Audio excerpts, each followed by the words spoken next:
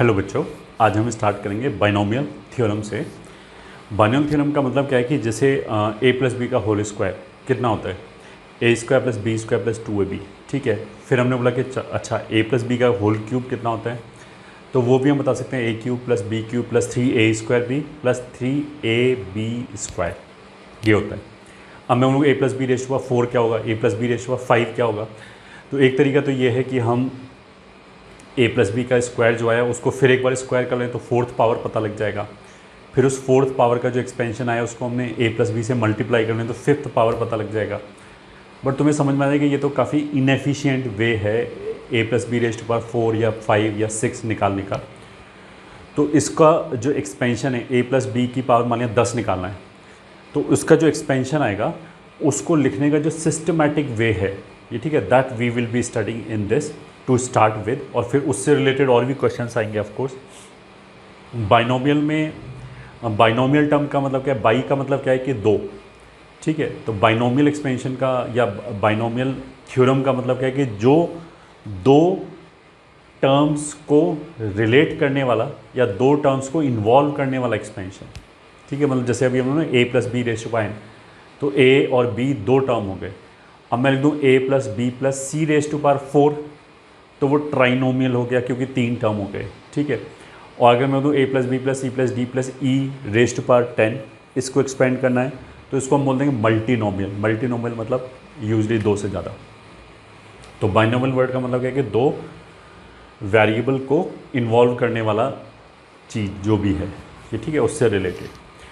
अब a plus b raise to power जैसे अभी हमने बोला 10 हो गया, 8 हो गया, इसका जनरल फॉर्मूला निकालने से पहले we will be studying something which we will require in that expansion. तो a plus b raise to power 10 में हमें बेसिकली बाइनोमियल कोफिशिएंट्स चाहिए होगा। तो बाइनोमियल कोफिशिएंट्स क्या होता है, उसको लिखने के लिए हमें फैक्टोरियल चाहिए होगा। फैक्टोरियल क्या होता है, तो इसी से स्टार्ट करते हैं। तो फर्स्ट पॉइंट क्या है, फैक्टोरियल।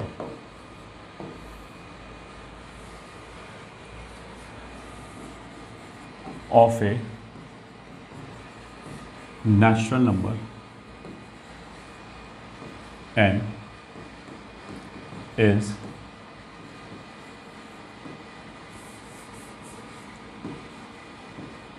denoted as, मतलब दोनों तरीके से लिखते हैं, ये भी n फैक्टोरियल है, ये भी n फैक्टोरियल है, and is defined as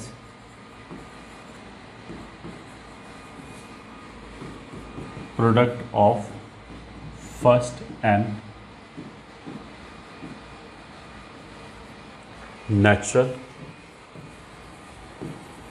numbers, ठीक है, दैट इज n फैक्टोरियल, या फिर n factorial is nothing but 1 into 2 into 3 into 4 up till n minus 1, और फिर लास्ट में कितना है n, इन सब का प्रोडक्ट।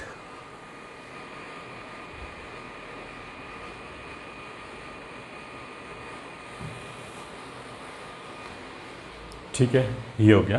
तो जैसे फॉर एग्जांपल 3 फैक्टोरियल का मतलब क्या है, 1 इंटू 2 इंटू 3 6, ठीक है। ऐसी मान लिया अगर हमने बोला 5 फैक्टोरियल तो that will be 1 into 2 into 3 into 4 into 5। इसको अगर मल्टीप्लाई करोगे तो कितना आएगा, 120। या क्या, ठीक है। हाँ, तो सेकंड पॉइंट, ये वाले फैक्टोरियल याद कर लिए। 0 फैक्टोरियल कितना होता है, 1, ठीक है। अब ये 0 फैक्टोरियल 1 कैसे है वो ऐसे याद कर लिया, इसको हम एक्सियोमेटिक बोल सकते हैं। 1 फैक्टोरियल कितना आएगा, 1। 2 फैक्टोरियल कितना आएगा, 2। मैं इसको ऐसे बोल सकते हैं, यहाँ तो हमने नेचुरल नंबर बोला है, ठीक है। तो नेचुरल नंबर के लिए तो हम क्या बोल सकते हैं, 5 फैक्टोरियल का मतलब क्या होगा, पहले 5 नेचुरल नंबर का प्रोडक्ट, तो 1 2 3 4 5 120 हो गया। 1 फैक्टोरियल का मतलब क्या होगा, पहले एक नेचुरल नंबर का प्रोडक्ट, तो वो 1 ही हो जाएगा। 0 फैक्टोरियल को इस तरीके से डिफाइन करने में दिक्कत होगी, तो इसलिए हमने यहाँ पे नेचुरल नंबर बोला और ये अलग से बता दें कि 0 फैक्टोरियल भी 1 होता है। अब 0 फैक्टोरियल 1 क्यों होता है, ये देखो एक्सियोमेटिक है, मतलब ये हमने मानक है कैसे। दूसरा तरीका ये भी कि 0 फैक्टोरियल अगर हम सही से चलें तो कभी जनरेट ही नहीं होगा एज सच। तीसरा देखो कुछ लोग इस तरीके की फर्जी बातें पढ़ाते हैं, that is not completely correct. वो बोलेंगे कि ये जैसे 5 फैक्टोरियल लिखा है तो 1 से 4 तक का जो प्रोडक्ट है इसको 4 फैक्टोरियल लिख सकते हैं और इंटू 5 अलग से कर सकते हैं। तो उसी तरीके से अगर r फैक्टोरियल लिखा है या n फैक्टोरियल लिखा है तो 1 से लेके n-1 तक का प्रोडक्ट इसी लॉजिक से n-1 का फैक्टोरियल हो जाएगा और n अलग से मल्टीप्लाई कर दिया। तो 5r फैक्टोरियल का मतलब क्या है कि 1 से लेके r-1 तक को तो एक साथ क्लब करके r-1 फैक्टोरियल लिख लिया और r अलग से लिख दिया। अब वो बोलेंगे इसमें r बराबर 1 रख दो, तो ये इधर हो जाएगा 1 फैक्टोरियल 1 इंटू 0 फैक्टोरियल 0 फैक्टोरियल 1। ऐसे प्रूव करते हैं कुछ बोर्ड टाइप के टीचर्स, ठीक है। तो ठीक है, this is not mathematically correct, but अगर तुम्हें ये प्रूफ पसंद है तो यही मान लो। कहने का मतलब कि हमारे काम की चीज़ नहीं है, छोड़ दो।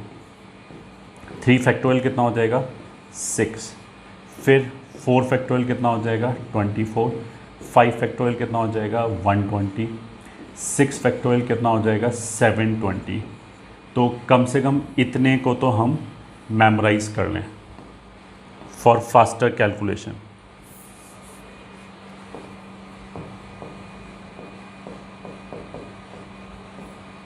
मेमोराइज,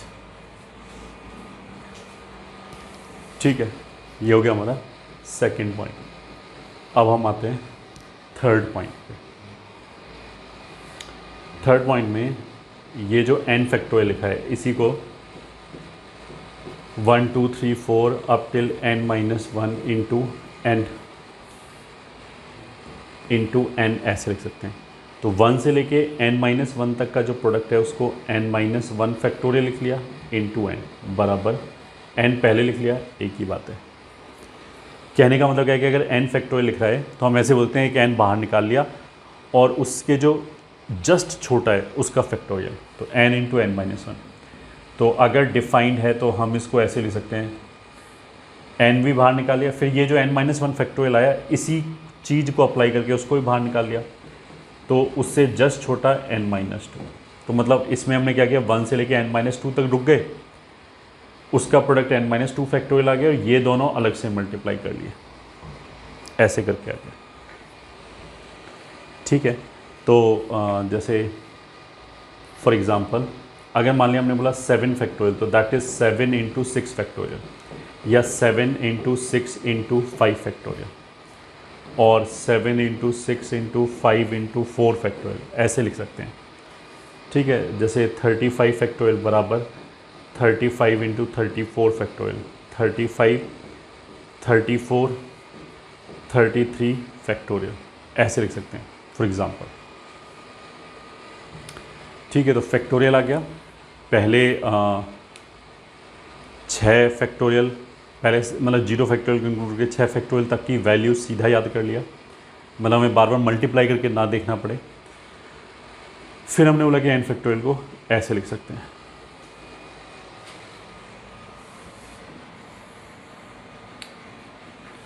ठीक है। फोर्थ, अगर हमने बोला कि 5 फैक्टोरियल है तो वो 1 से लेके 5 तक के सारे नंबर आ गए, ठीक है। तो जो 5 फैक्टोरियल होगा वो 1 से लेके 5 तक के सारे नंबरों से डिविजिबल होगा, ठीक है। तो ऐसे ही अगर r फैक्टोरियल है तो वो 1 से लेके r तक के सारे नंबरों से तो डिविजिबल होगा ही होगा, ये ठीक है। उससे बड़े नंबर से भी डिविजिबल हो सकता है। अब जैसे हमने यहाँ पे लिखा है 24, तो 1 से लेके 4 तक के सारे नंबरों से भी डिविजिबल है, बट ये 12 से भी डिविजिबल है, तो बड़े से तो डिविजिबल हो ही सकता है, हो ही सकता है, बट 1 से लेके r तक के नंबरों से तो डिविजिबल होगा ही होगा, उनमें तो सभी से डिविजिबल होगा, दिस इज़ फॉर श्योर।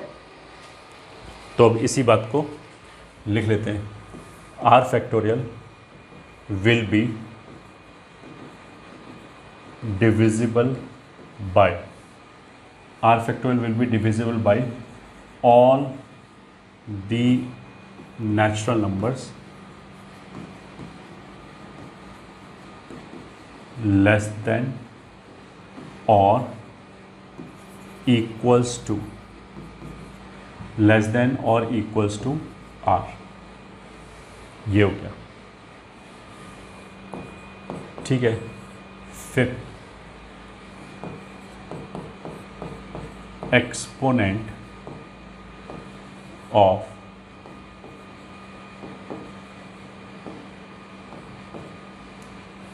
या पहले इसी के बेसिस पे क्वेश्चन लिख लेते हैं। Question, let x is natural number satisfying factorial 1 plus factorial 2 plus factorial 3 plus and so on up till factorial x बराबर 3k for some integer k, then find x। ठीक है, मतलब इस क्वेश्चन का इफेक्टिवली मतलब क्या है, लेफ्ट हैंड साइड पे जो लिखा है वो ऐसे लिखा है 1 factorial plus 2 factorial plus 3 factorial, ऐसे कहाँ तक लिखा है, x फैक्टोरियल तक। तो 1 फैक्टोरियल से लेके x फैक्टोरियल तक हमने सब ऐड कर रखा है। अब इसमें ये जो समेशन है ये 3k टाइप होना चाहिए। 3k का मतलब क्या है, 3 का मल्टीपल आना चाहिए। तो हमें x की हर वो वैल्यू चाहिए जिससे ये 3 का मल्टीपल आ जाए। अब लिखिए सॉल्यूशन, अकॉर्डिंग टू क्वेश्चन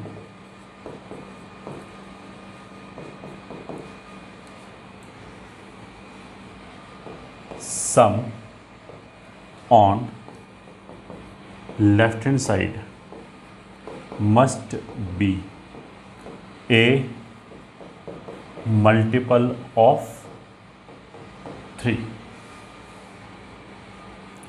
तो for x is equal to 1, left hand side कितना हो जाएगा, x इज इक्वल टू 1 अगर हमने रखा तो उसका मतलब क्या है कि 1 factorial plus 2 factorial plus 3 factorial, ऐसे करते करते कहाँ तक जाना है, 1 फैक्टोरियल तक जाना है। तो अगर हमने 1 फैक्टोरियल से चालू किया और 1 फैक्टोरियल तक जाना है तो 1 ही फैक्टोरियल आएगा, दैट इज़ 1। ठीक है, मेरे को x के लिए सॉल्व करना है, उसका मतलब क्या है कि मेरे को x की वो सारी वैल्यूज़ निकालनी है जिसके लिए जो लेफ्ट हैंड साइड है वो 3 का मल्टीपल आ जाए। इसका मतलब ये है, तो x इज इक्वल टू 1 रखने पे जो लेफ्ट हैंड साइड है वो 1 आया, तो ये तो 3 का मल्टीपल नहीं है, तो x इज इक्वल टू 1, ये सोल्यूशन नहीं है। ठीक है, फिर अगर हमने लिखा x बराबर 2 तो फिर लेफ्ट हैंड साइड कितना आ जाएगा, x बराबर 2 रखने पे 2 फैक्टोरियल पे ख़त्म हो रहा है, तो 1 फैक्टोरियल से शुरू करके 2 फैक्टोरियल पे ख़त्म हो रहा है, तो उसका मतलब क्या है, 2 ही टर्म है, 1 फैक्टोरियल प्लस 2 फैक्टोरियल। तो 1 फैक्टोरियल 1 होता है, 2 फैक्टोरियल 2 होता है, तो 1 प्लस 2 कितना हो जाएगा, 3। तो ये तो 3 का मल्टीपल हो गया, तो ये तो आंसर आ गया। ठीक है, फिर ऐसे ही एक और देखा, for x is equal to 3, left hand side is equal to 1 factorial plus 2 factorial plus 3 factorial. अगर x इज इक्वल टू 3 के लिए लेफ्ट हैंड साइड देखें तो that will be 1 factorial plus 2 factorial plus 3 factorial. तो ये 1 factorial 1 हो गया, ये 2 हो गया और ये 6 हो गया, तो 6 और 2 8 और 1 9। This will also be solution, this will also be solution, मतलब x is equal to 3 will also be the solution, because left hand side में x बराबर 3 रखने पे ये 3 का मल्टीपल आ रहा है। अब तुम्हें ऐसा फील हो रहा होगा कि यार ऐसे हम कब तक रखते फिरेंगे, तो ऐसे हमें ज़्यादा रखने की ज़रूरत नहीं है। ये 3 भी मैंने इसलिए सब्स्टिट्यूट करके दिखाया है just to get the feel of it कि चल क्या रहा है। अब इसके आगे देखो, जितने भी इसके आगे फैक्टोरियल, मतलब जैसे पहले में पहला टर्म आया, दूसरे में पहला टर्म तो आएगा प्लस एक एक्स्ट्रा टर्म आएगा 2 फैक्टोरियल, ये ठीक है, ये मिलके 3 हो गया। तीसरे में पहले 2 टर्म तो आए, तो जो पहले 2 टर्म हैं वही मिलके 3 से डिविजिबल हो गए। तो जब हमने उसमें तीसरा टर्म जोड़ा 3 फैक्टोरियल, तो पहले जो 2 टर्म थे ये 3 से डिविजिबल है, इसमें मैंने जो एक टर्म जोड़ा 3 फैक्टोरियल वो एडिशनल टर्म खुद 3 से डिविजिबल है, तो इसलिए जो टोटल सोल्यूशन है वो 3 से डिविजिबल आ गया। इसके आगे अगर मैं एक टर्म और जोड़ूँ 4 फैक्टोरियल, तो 4 फैक्टोरियल क्या होता है, 1 से लेके 4 तक का प्रोडक्ट, दैट इज़ 24। तो 1 से लेके जब 4 तक मल्टीप्लाई करेंगे 1 2 3 4, तो उस नंबर के अंदर 3 तो आएगा ही आएगा। जैसे 1 2 3 इंटू 4, तो 3 आ रहा है, तो उसका मतलब क्या है कि 4 फैक्टोरियल भी 3 से डिविजिबल होगा, 5 फैक्टोरियल भी 3 से डिविजिबल होगा। तो ये अगर 3 से डिविजिबल हैं तो इसके आगे जो भी हम फैक्टोरियल एडिशनली ऐड करेंगे, x की एक एक वैल्यू अगर हम बढ़ाते रहें तो एक एक फैक्टोरियल एक्स्ट्रा ऐड होता रहेगा, तो वो जो एडिशनल टर्म है वो हमेशा खुद ही 3 से डिविजिबल होगा। ये फैक्ट यूज़ करके अभी हमने बोला ना कि लेस देन और इक्वल्स टू r के हर नंबर से डिविजिबल होगा। तो अगर मैंने मान लिया 10 फैक्टोरियल आगे ऐड किया, एक एक बढ़ाते बढ़ाते मान लिया 10 फैक्टोरियल तक पहुंच गए, तो 10 फैक्टोरियल 1 से लेकर 10 तक सभी नंबरों से डिविजिबल होगा। तो 1 से 10 के बीच में तो 3 भी आएगा, तो 3 से भी डिविजिबल होगा। उसका मतलब क्या है कि इसके आगे x का वैल्यू तुम कुछ भी रखो, हमेशा लेफ्ट हैंड साइड 3 से डिविजिबल ही होगा। ये ठीक है। इसके आगे क्या बोलेंगे, now x is equals to 4 onwards every added factorial on left hand side will itself be divisible by 3. Hence left hand side will remain multiple of 3 for all x greater than equals to 2। 1 के लिए तो आया नहीं, x बराबर 2 के लिए चल गया, 3 के लिए चल गया, और उसके आगे हमने क्या बोला, जितने फैक्टोरियल ऐड करो सब खुद ही 3 से डिविजिबल हैं। तो इसलिए आंसर कितना हो गया, x belongs to every natural number except 1। ये आंसर आ गया। ठीक है, 1 के लिए तो आया नहीं, 2 3 4 सब चल जाएगा। ये आंसर आ गया। अब देखो exactly similar question 2, find x belonging to n such that factorial 1 plus factorial 2 plus factorial 3 plus and so on up till factorial x is equals to 9 times some integer for some I या I1 belonging to natural number। मतलब वही question है, बस हमने इसको थोड़ा सा लेंदी बना दिया, और 3 की बजाय अब 9 का मल्टीपल होना चाहिए, ये बोल रहा है। ठीक है, यही कर लेते हैं। Solution according to question, left hand side must B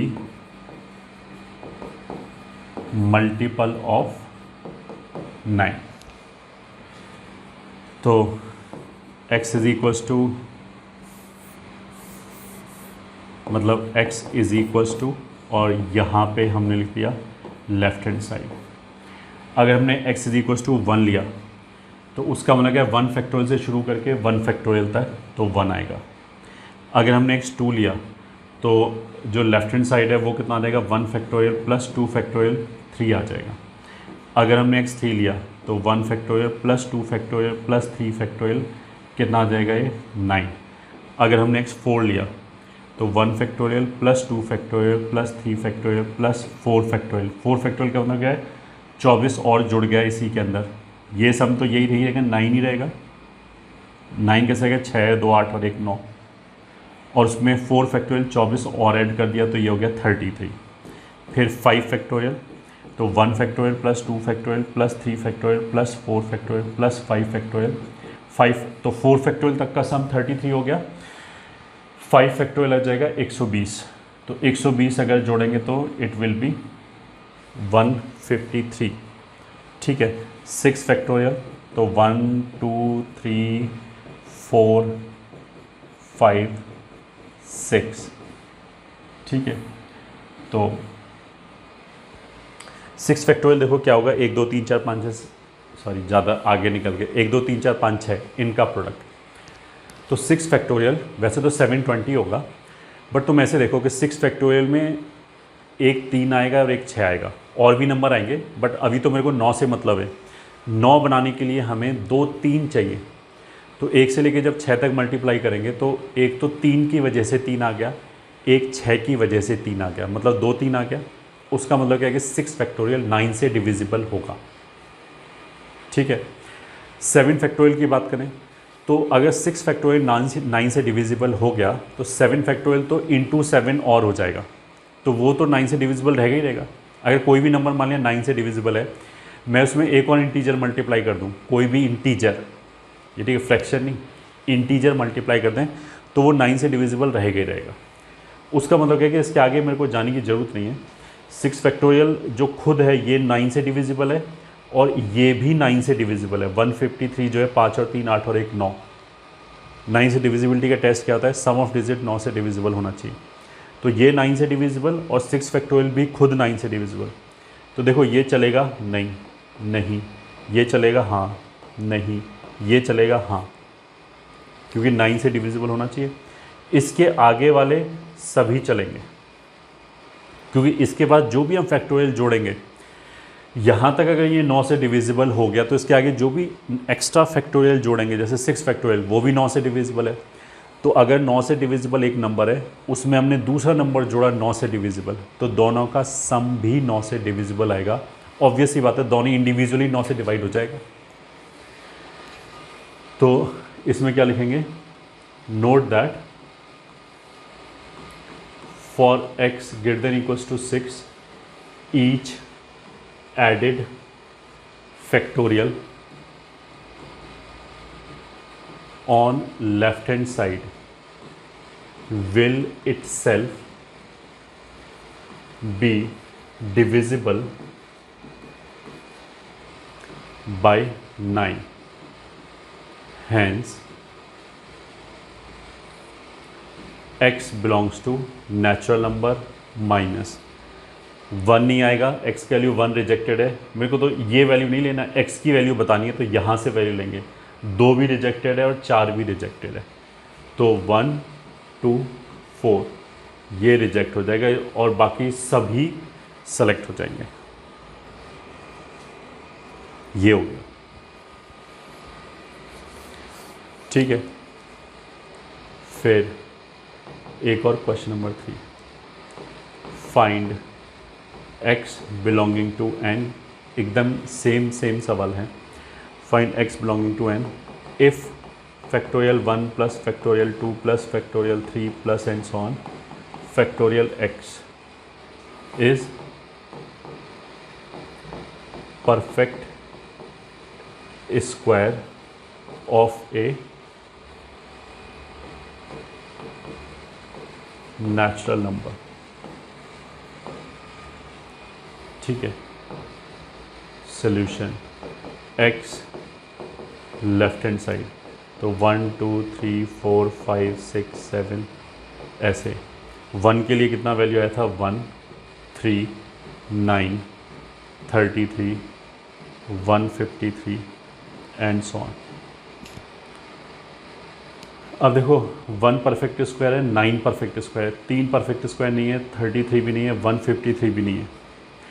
इसके आगे क्या होगा, जैसे 6 फैक्टोरियल जो है वो 720 है, तो जैसे अगर मैं यहाँ पे वैल्यू निकालूँ तो ये आ जाएगा 153 प्लस 720। तो जब इसको जोड़ेंगे तो कितना आ जाएगा, 8 7 3।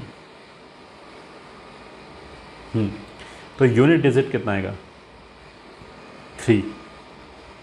6 फैक्टोरियल कितना है, 720, ये ठीक है। या तो तुम तो 5 फैक्टोरियल से देख लो, 5 फैक्टोरियल की वैल्यू कितनी है, 120। तो 6 फैक्टोरियल क्या होगा, 120 को ही अगले नंबर 6 से मल्टीप्लाई कर दिया तो 720। 7 फैक्टोरियल क्या होगा, 720 को ही 7 से मल्टीप्लाई कर दो तो अगला नंबर आ जाएगा। तो तुम्हें ये समझ में आना चाहिए कि 6 फैक्टोरियल 7 फैक्टोरियल 8 फैक्टोरियल 9 फैक्टोरियल, आगे कितना भी फैक्टोरियल जाओ, उस पर्टिकुलर फैक्टोरियल की वैल्यू, जैसे 11 फैक्टोरियल की जो वैल्यू है वो जो भी आएगा उसका यूनिट डिजिट हमेशा जीरो ही आएगा, क्योंकि एक बार जैसे 5 फैक्टोरियल में 120 आ गया तो 6 फैक्टोरियल के लिए क्या करेंगे, 5 फैक्टोरियल को ही 6 से मल्टीप्लाई करेंगे तो उसमें भी यूनिट डिजिट जीरो रहेगा। 7 फैक्टोरियल निकालने के लिए क्या करेंगे, 720 को ही 7 से मल्टीप्लाई करेंगे तो यूनिट डिजिट हमेशा जीरो आएगा। ठीक है, अब देखो ये वाले जो क्वेश्चन है ऑफ कोर्स ये टफ हैं, ठीक है, बट एक बार अगर हमने कर लिए तो हमें ये लॉजिक समझ में आ जाएगी कि हम क्या कर रहे हैं। We do not expect you to solve this by yourself. उन्हें ऐसा नहीं होना चाहिए कि मेरे दिमाग में चला ये तो मैं कभी सोच ही नहीं पाता, उसकी ज़रूरत ही नहीं है ये। ठीक है, ज़रूरत किस बात की है कि जो समझाया जा रहा है कम से कम वो हमें समझ में आना चाहिए। You are not expected to solve it by yourself. ठीक है, तो ये मत सोचो कि मैं कैसे सोच पाता, उसकी ज़रूरत ही नहीं है। ठीक है, जो समझाया जा रहा है that you should be able to understand. तो कहने का मतलब क्या है कि जैसे 5 फैक्टोरियल में अगर एक बार मतलब x बराबर 5 का मतलब क्या है कि 1 फैक्टोरियल से 5 फैक्टोरियल तक जाएंगे, x बराबर 6 का मतलब क्या है कि 1 फैक्टोरियल से 6 फैक्टोरियल तक जाएंगे, तो एक एडिशनल फैक्टोरियल ऐड होता रहेगा। बट 5 ऑनवर्ड्स क्या होगा कि जो भी फैक्टोरियल ऐड हो रहा है उसका यूनिट डिजिट हमेशा जीरो है, तो जो टोटल समेशन है उसका यूनिट डिजिट हमेशा ये भी लिख लेते हैं 873, उसका यूनिट डिजिट हमेशा 3 रहेगा। ठीक है, तो इससे क्या हुआ, इससे ये हुआ कि कोई भी नंबर का स्क्वायर निकालो वो कभी भी 3 पे ख़त्म नहीं हो सकता। ठीक है, किसी भी इंटीजर का square can never and in 3। उसका मतलब क्या है कि इसके आगे कहीं तक भी चले जाओ कभी भी परफेक्ट स्क्वायर बनेगा ही नहीं, क्योंकि मान लिया एक्स का वैल्यू मैंने 10,000 लिया तो factorial 1 plus factorial 2 plus factorial 3 ऐसे जोड़ते हुए चले गए 10,000 फैक्टोरियल तक जो वैल्यू आएगी वो खूब बड़ी आएगी, बट उसका जो यूनिट डिजिट होगा वो 3 ही होगा। क्यों 3 होगा, एक बार जब 3 हो गया इसके आगे इसमें 10 का कोई भी मल्टीपल जोड़ो तो यूनिट डिजिट 3 ही रहेगा, तो वो परफेक्ट स्क्वायर हो ही नहीं सकता, मेरे को चेक करने की जरूरत ही नहीं। तो यहीं से हम क्या बोल सकते हैं, note that 5 factorial onwards, each factorial will have unit digit as 0. Hence, when added on left hand side,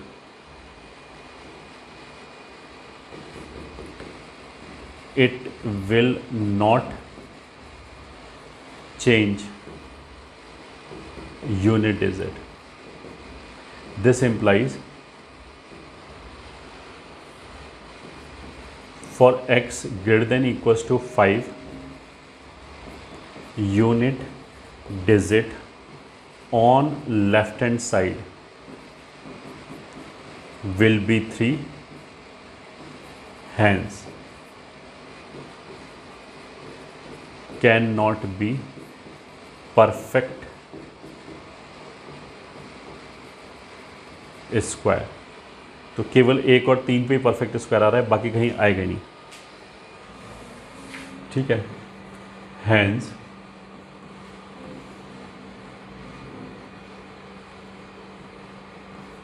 for x is equals to 1 and 3 only, left hand side may become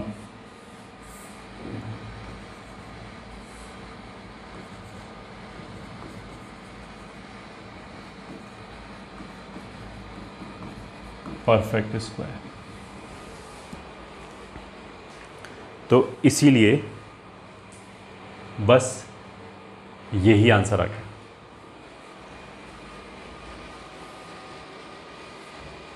ठीक है, हाँ, तो अभी हमने लास्ट चीज़ क्या पढ़ी कि r factorial will be divisible by all the natural numbers less than और equals to are.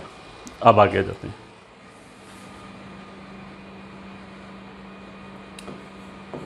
Fifth, exponent of prime p in n factorial.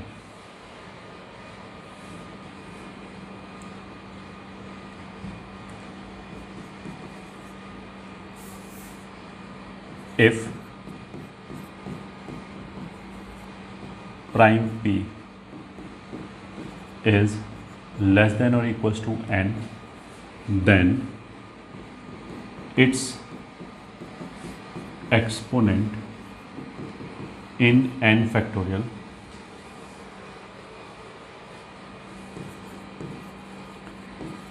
when expressed in prime factorization is given as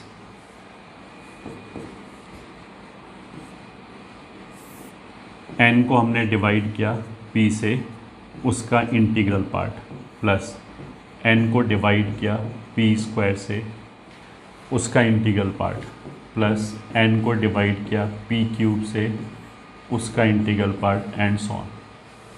ठीक है, ये क्या है? Integral part. ठीक है, integral part का मतलब क्या है? कोई भी नंबर है तो जैसे मान लिया 10 है तो उसका इंटीग्रल पार्ट कितना होगा? 10। अब मान लिया 7.3 है तो उसका इंटीग्रल पार्ट कितना होगा? 7। अगर नंबर इंटीजर है तो उसका इंटीग्रल पार्ट वही हो जाएगा। जैसे मान लिया -15 है तो उसका इंटीग्रल पार्ट कितना हो जाएगा? -15। अगर नंबर इंटीजर नहीं है तो नंबर लाइन पे उस नंबर के जस्ट लेफ्ट में जो इंटीजर होगा that is called integral part. तो -8.7 है तो -8.7 को अगर तुम लोकेट करोगे तो वो तो -8 और -9 के बीच में आएगा। तो अगर ये नंबर इंटीजर होता तब तो सीधा सीधा वही आंसर हो जाता है, चाहे पॉजिटिव है चाहे नेगेटिव है। तो -15 का इंटीग्रल पार्ट -15, 10 का इंटीग्रल पार्ट 10। अगर ये नंबर इंटीजर नहीं है तो नंबर लाइन पे इसके इमीडिएट लेफ्ट में जो इंटीजर होगा वो इसका इंटीग्रल पार्ट बोला जाएगा। तो -8.7 के इमीडिएट लेफ्ट में कौन सा इंटीजर है? -9, तो ये -9 होगा। और अगर पॉजिटिव वैल्यू है जैसे 7.3 तो 7.3 तो 7 और 8 के बीच में होगा तो इसके इमीडिएट लेफ्ट में 7 होगा। तो ऐसे ही -पाई, पाई होता है 3.14 तो -3.14 के लेफ्ट में क्या होगा? -4। ठीक है, ये तो हमने ऐसे ही वापस रीकैप कराया है, थोड़ा सा याद दिलाया। Otherwise this has been done already in log. ठीक है, लॉग में एक कैरेक्टरिस्टिक से पढ़ाते समय ये सब समझाया गया था। तो अब वापस आते हैं कि ये क्या चीज़ है, इसके बारे में बात करते हैं। तुम इसको ऐसे देखो, ठीक है, रफ। अगर मान लिया हमने लिखा फैक्टोरियल 11 तो दिस इज़ नथिंग बट 1 2 3, या पहले छोटा फैक्टोरियल, मान लिया फैक्टोरियल 7, इसको मैंने 1 2 3 4 5 6 7। ठीक है, यही होता है 1 से लेकर 7 तक का प्रोडक्ट ये हो गया। अब इसको हमने क्या किया? प्राइम फैक्टराइजेशन में एक्सप्रेस किया। प्राइम फैक्टराइजेशन का मतलब क्या है कि 2 3 5 7 यही प्राइम्स है, बाकी कॉम्पोजिट है। तो 2 पे नेट पावर कितना आएगा? देखो, इसकी वजह से 1 आएगा, इसकी वजह से 2 आएगा, इसकी वजह से 1 आएगा। 6 को हम लिख सकते हैं 2 × 3, तो 1 2 यहाँ से निकाल दिया, 2 यहाँ से निकाल लिया, यहाँ से, तो टोटल 2 कितनी बार आ गया? 4 बार। टोटल 3 कितनी बार आ गया? 1 बार यहाँ से, 1 बार यहाँ से, 2 बार। टोटल 5 कितनी बार आया? बस 1 बार। 7 कितनी बार आया? 1 बार। ये हो गया इसका प्राइम फैक्टराइजेशन। अब मान लें हमने 7 की बजाय, ठीक है, 12 ले लिया, तो इसका मतलब क्या है? 1 2 3 4 5 6 7 8 9 10 11 12। तो पहले तो तुम ये सोचोगे 1 से लेके 12 तक कौन कौन सा प्राइम आता है? 2 आएगा, 3 आएगा, 5 आएगा, 7 आएगा, 11 आएगा, ये प्राइम आते हैं बस। बाकी सब कॉम्पोजिट हैं। तो इनकी पावर क्या क्या आएगी? गिन लो भाई। इसकी पहले हम 2 की पावर गिनते हैं। 1 यहाँ से आ गया, 1, फिर 2 यहाँ से आ गया, फिर 6 की वजह से 1 आ गया, फिर 8 की वजह से 3 आ गया। 8 तो 2 इंटू 2 इंटू 2 होता है, तो इसलिए 3 कॉन्ट्रीब्यूट करेगा। 10 की वजह से 1 आ गया, 12 होता है 4 इंटू 3, तो 2 आ गया। तो 2 और 1 3 और 3 6 और 3 9 और 1 10, तो ये आ जाएगा पावर 10। फिर ऐसे ही 3 की गिन लो। पहले 3 की वजह से 1, 6 की वजह से 1, 9 की वजह से 2, ठीक है। और फिर 12, 4 इंटू 3 होता है, फिर 1, तो 2 और 2 4 और 1 कितना हो गया, ये हो गया 5। 5 पे गिन लो। 5 एक यहाँ से आएगा और एक 10 भी 5 इंटू 2 होगा, तो 2 पावर हो गया। 7 कितनी बार आएगा, एक बार। 11 कितनी बार आएगा, एक बार, ठीक है, ये हो गया। अब मैं अगर तुमसे ये पूछूं कि 12 फैक्टोरियल में प्राइम 2 की पावर कितनी है, प्राइम 2 का एक्सपोनेंट कितना है, तो आंसर आ जाएगा 10, ठीक है। अगर मैंने बोला कि 12 फैक्टोरियल में प्राइम 5 का पावर कितना है, तो फिर आंसर आ जाएगा 2, ठीक है, क्योंकि पावर 2 आ रहा है। प्राइम 7 का पावर कितना है, 1, ठीक है। अब ये देखो छोटा नंबर है, तो हमने एक एक चीज़ काउंट कर लिया। अगर यही नंबर मान लिया 12 की बजाय मैं बोलूँ 120 है, तो 120 तक तो खूब प्राइम आएगा। और 120 में अगर मैं 2 की पावर ऐसे कैलकुलेट करूँ ना, 1 + 2, जैसे अभी हमने किया था, मैनुअली काउंट करें, तो तुम्हें समझ में आएगा ये तो बहुत लंबा रायता फैल जाएगा ये, ठीक है, बहुत ज़्यादा कैलकुलेशन होगा। उसी को छोटा करने के लिए ये फॉर्मूला है, ठीक है। तो जैसे अगर मैं इस एग्ज़ाम्पल की बात करूं, इस एग्ज़ाम्पल में अगर मेरे को 2 की पावर चाहिए, तो 2 प्राइम है, तो यहाँ पे p का काम कौन कर रहा है, 2। अगर 2 का चाहिए तो, 3 का चाहिए तो वो भी यही फॉर्मूला है, 5 का चाहिए तो वो भी यही फॉर्मूला है, और n का वैल्यू कितना है, 12। तो इसने क्या बोला है कि अगर 2 की पावर अल्फ़ा है, टोटल अगर 2 की पावर अल्फ़ा है, तो उसको हम कैसे निकाल सकते हैं, 12/2 इसका इंटीग्रल पार्ट, फिर 12/4, फिर 12/8, फिर 12/16, फिर 12/32 and so on, dot dot dot. कब तक जाएंगे, अभी तुम्हें समझ में आ जाएगा कि ये कोई बड़ी बात नहीं है। 12/2 कितना होता है, 6, 6 का इंटीग्रल पार्ट कितना होगा, 6। 12/4 कितना होता है, 3, उसका इंटीग्रल पार्ट 3, प्लस 12/8 कितना होगा, तो अगर 12 को हम 8 से डिवाइड करेंगे तो 1 पॉइंट समथिंग आएगा, तो उसका इंटीग्रल पार्ट 1। अच्छा, 8 के बाद क्या होगा, जो डिनोमिनेटर है वो 1 से बड़ा, सॉरी डिनोमिनेटर जो है वो न्यूमरेटर से बड़ा हो जाएगा। तो ये जो 12/16 ये पॉजिटिव फ्रैक्शन आएगा, ये 0 पॉइंट समथिंग आएगा, उसका इंटीग्रल पार्ट 0 रहेगा, तो पॉजिटिव है हमेशा। इसके आगे हमेशा 0 0 0 आते रहेंगे। तो जो हमने डॉट डॉट करके छोड़ा है उसका मतलब ये नहीं कि हम इन्फिनिटी तक जाएंगे। जैसे एक बार 0 आ गया छोड़ दिया, क्योंकि उसके आगे सारे टर्म 0 होगा। अब गिनो, 6 3 9 और 1 10, ये आ गया, ये 10 आ गया और ये 10 पावर, इसी ने कैलकुलेट करके बता दिया। इस फॉर्मूले का मतलब ये है। इसी तरीके से इस क्वेश्चन में अगर मेरे को 3 का जो एक्सपोनेंट है 5, वो अगर कैलकुलेट करना है तो n की जगह तो 12 ही आएगा, क्योंकि 12 फैक्टोरियल के अंदर ही कैलकुलेट कर रहे हैं। बस p की जगह कितना आ जाएगा, 3। तो ये भी करके देख लेते हैं। अगर n बराबर 12 है एंड p बराबर 3 है और एक्सपोनेंट मान लिया बीटा है, तो यह आ जाएगा 12/3 उसका इंटीग्रल पार्ट, प्लस 12 देखो यहाँ पे डिनोमिनेटर में प्राइम की एक्सपोनेंट्स हैं p² p³, मल्टीपल नहीं है, p 2p 3p ऐसे नहीं है, p² p³ ऐसे। तो 3 के बाद 6 नहीं आएगा, 9 आएगा, ठीक है। अब देखो अगला वैसे 27 आएगा, तो जैसे ही तुम्हें ये पता लगे ना कि ये 1 से बड़ा हो गया है, तो ये हमें लिखने की ज़रूरत ही नहीं थी, बस केवल पहले 2 टर्म लिखे रहने देते तो काम चल जाता। तो 12/3 कितना हो गया, 4। 12/9 कितना हो गया, 1 पॉइंट समथिंग, उसका integral part 1। So this is 5। 5 है क्या, बिल्कुल है, ये है पावर 5। तो सही है, सही है, मतलब ये तो बेसिकली हमने केवल वेरीफाई करके दिखाया है इस एग्जाम्पल पे। वैसे दिस इज़ ऑलवेज ट्रू। अब ये फॉर्मूला कहाँ से आया उसको देखो मैं बहुत जल्दी एक्सप्लेन करूँगा, अगर समझ में आए तो अच्छी बात, नहीं आए तो कोई बात नहीं, विदाउट समझे हम ये फॉर्मूला यूज़ कर सकते हैं।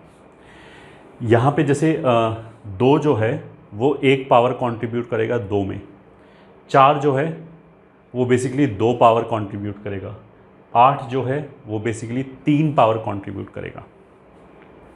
तो यहाँ पे क्या हुआ कि 2, 4 और 8, यहाँ पे basically this number gives you number of integers less than और equals to n which are divisible by p। मतलब ये बेसिकली हमें क्या बता रहा है, पहला टर्म कि 12 फैक्टोरियल में 1 से लेकर 12 तक जो इंटीजर्स हैं उनमें 2 से डिविजिबल कितने इंटीजर्स हैं। तो जैसे अगर यहाँ पे 6 आया तो उसका मतलब क्या है कि 1 से लेकर 12 तक 6 इंटीजर ऐसे हैं जो 2 से डिविजिबल हैं। ठीक है, वो 6 इंटीजर कौन कौन से हैं, 2, 4, 6, 8, 10, 12, 2, 4, 6, 8, 10, 12, 6 इंटीजर हो गए। फिर जो दूसरा टर्म है वो तुम्हें ये गिन के बता रहे हैं कि 1 से 12 तक ऐसे इतने इंटीजर्स हैं जो p² से डिविजिबल हैं। तो जैसे यहाँ पे टर्म कितना आया, 3, ये दूसरा टर्म जो कैलकुलेट करने पे वैल्यू कितनी आई, 3। उसका मतलब क्या है 1 से 12 तक अगर मैंने कैलकुलेट किया तो 4 से डिविजिबल नंबर 3 है, तो वो सही बात है, एक 4 हो गया, एक 8 हो गया, एक 12 हो गया, तो ऐसे 3 नंबर आ गए। फिर ये टर्म हमें बता रहा है कि 8 से डिविजिबल नंबर 1 है, तो वो केवल 8 ही है। तो ऐसा करने से फ़ायदा क्या हुआ कि देखो 8 का कंट्रीब्यूशन टोटल 2 की पावर में कितना है, 3 का, 8 इज़ नथिंग बट 2 क्यूब। तो क्या हुआ, 8 एक बार तो इधर काउंट हो गया क्योंकि वो 2 का मल्टीपल है, फिर एक बार इधर काउंट हो गया क्योंकि वो 4 का मल्टीपल है, फिर एक बार इधर काउंट हो गया क्योंकि वो 8 का भी मल्टीपल है, और 16 का मल्टीपल है कि नहीं, तो आगे कभी आएगा ही नहीं।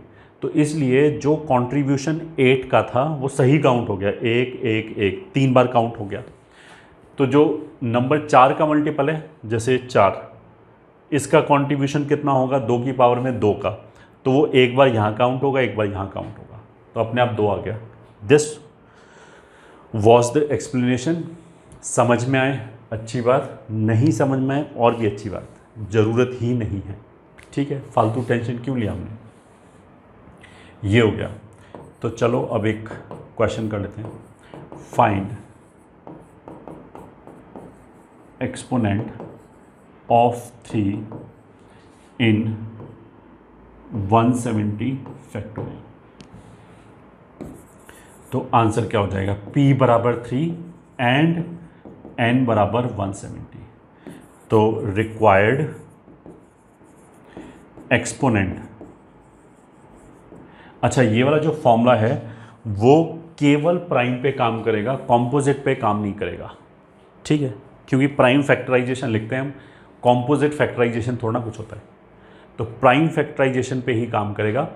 बट अगर मेरे को ये निकालना हो कि कॉम्पोजिट की कितनी मैक्सिमम पावर इसमें आ सकती है, तो वो भी हम निकाल सकते हैं इसी फॉर्मूले को यूज़ करके। डायरेक्टली तो यूज़ नहीं होगा, बट थोड़ा सा घुमा फिरा के यूज़ करके आंसर उसका भी आ जाएगा। तो वो क्वेश्चन अभी हम करेंगे। तो required exponent of 3 equals to n हो गया 170, ये पूरे लिख देते हैं, in 170 factorial is equals to 170 upon 3 plus 170 upon 9 plus 170 upon 27, फिर 170 अपॉन 81 प्लस 170 अपॉन 243। अब ये एक से छोटा हो गया तो आगे छोड़ दिया, प्लस करने का कोई फ़ायदा नहीं। तो ये 3 से डिवाइड किया तो कितना हो जाएगा, 3 15 18 प्लस 9 से डिवाइड किया तो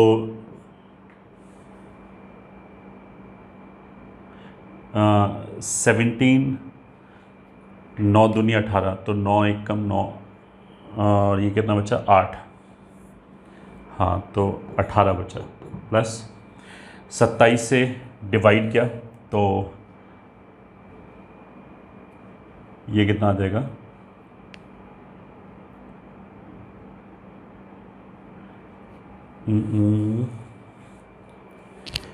81, 8 दूनी 16, तो 6 कुछ आ जाएगा।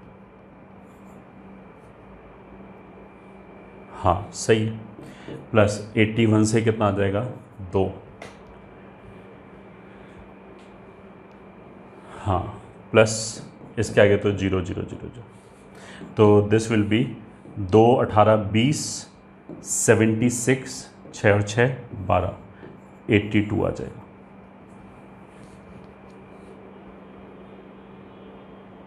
हाँ यही आंसर होता है। ठीक है, दिस इज 82। ये एक क्वेश्चन होगा। Question 2, find number of zeros at the end of 200 factorial. Solution मैंने ऐसे क्या बोला कि जो 200 फैक्टोरियल है उसकी अगर हम वैल्यू लिखें तो खूब बड़ा नंबर आएगा, ऑफ कोर्स वो लिख भी नहीं पाएंगे हम, खूब बड़ा नंबर आएगा, बट उसके लास्ट में कितना जीरो आएगा ये बताना है। तो कॉन्सेप्ट क्या है, मान लिया अगर कोई नंबर ऐसे लिखा है 1537000 मान लिया, तो इसको I can write down 1537 into 10 cube. ठीक है, कुछ भी ऐसे लिखा है 2 7 7 8 8 9 1 5 0 0 0 0 0 0 मान लिया ऐसे लिखा है, तो इसको I can write down 7788915 into 10⁻6 6 zero. तो उसका मतलब क्या है कि इस नंबर में को अगर मैं जितना भी 10 का पावर बाहर निकाल सकता हूँ उतना अगर निकाल दिया तो जो भी 10 का एक्सपोनेंट होगा वही उतना ही जीरो लास्ट में आएगा। ठीक है, सो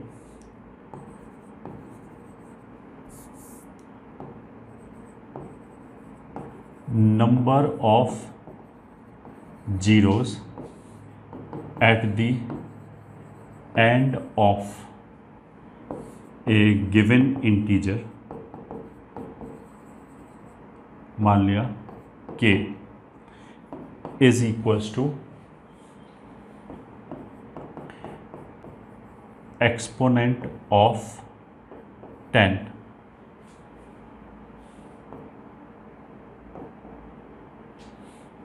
ये ठीक है, या हम इसको ऐसे बोल सकते हैं is equals to maximum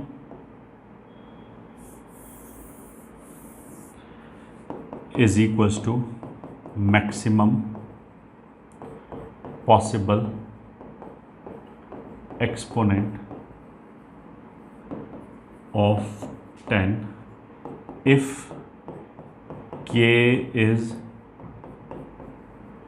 written as k बराबर 10⁻⁴ इंटू I1।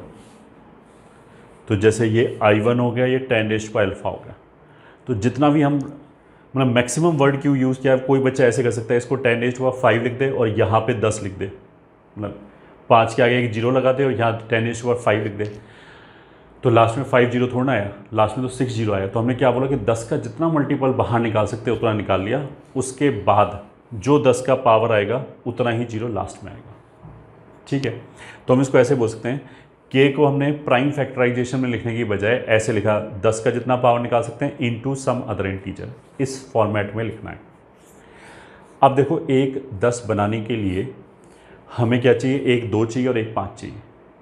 ठीक है, जैसे इसी एग्जांपल पे आ जाते हैं, ये वाला एग्जांपल पे आते हैं।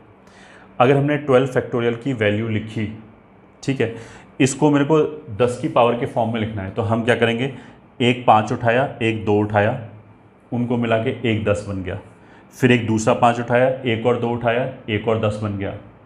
तो इसमें कितने 10 बनेंगे, बस 2 ही बन पाएंगे, क्योंकि इसके बाद 5 खत्म हो जाएगा। तो उसका मतलब क्या है कि ये जो 12 फैक्टोरियल है इसकी जब वैल्यू लिखी जाएगी तो सबसे लास्ट में 2 जीरो आएंगे। ठीक है, मतलब कुछ नॉन जीरो इंटीजर और लास्ट में 2 जीरो, इसका मतलब ये है। ठीक है, तो यही कॉन्सेप्ट अब हम यहाँ पे लगा रहे हैं। ठीक है, ये तो हो गया कॉन्सेप्ट 1। अब कॉन्सेप्ट 2 क्या होगा? 1 2 और 1 5, 2 भी प्राइम है 5 भी प्राइम है, इन दोनों प्राइम को मिला के 1 10 बन जाएगा। 2 और 5 में कौन सी कमोडिटी क्रिटिकल है, किसकी कमी पड़ेगी? 5 की, क्योंकि 2 तो खूब होगा। किसी भी फैक्टोरियल में अगर मैं पूछूं 2 की पावर ज़्यादा आएगी या 5 की पावर ज़्यादा आएगी, तो ऑफकोर्स 2 की पावर ज़्यादा आएगी। Every second number is a multiple of 2। ठीक है, तो इन दोनों में क्या चीज़ पहले ख़त्म हो जाएगी? 5। तो जितने 5 अवेलेबल होंगे उतने ही 10 बन जाएंगे। तो सेकंड कॉन्सेप्ट क्या है?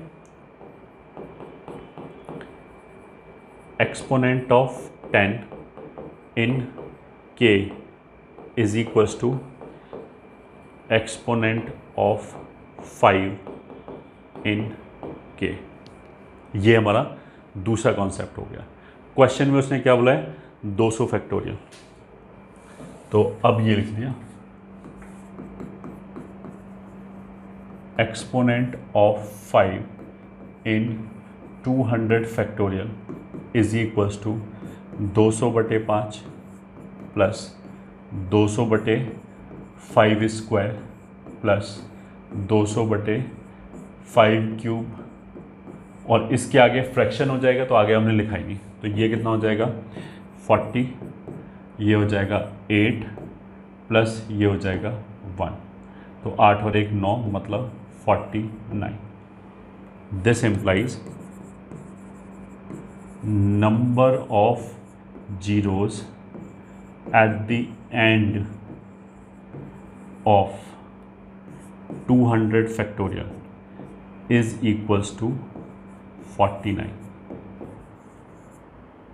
ये आंसर हो गया, क्योंकि जितना 5 का पावर आएगा, 2 तो खूब, अगर 5 49 बार अवेलेबल है तो 2 तो और ज़्यादा बार अवेलेबल होगा।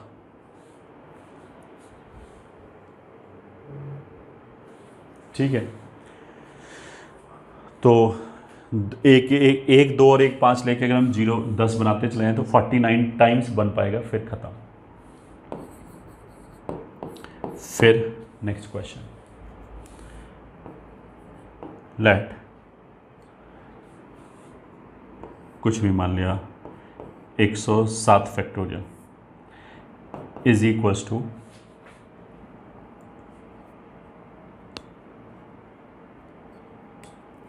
18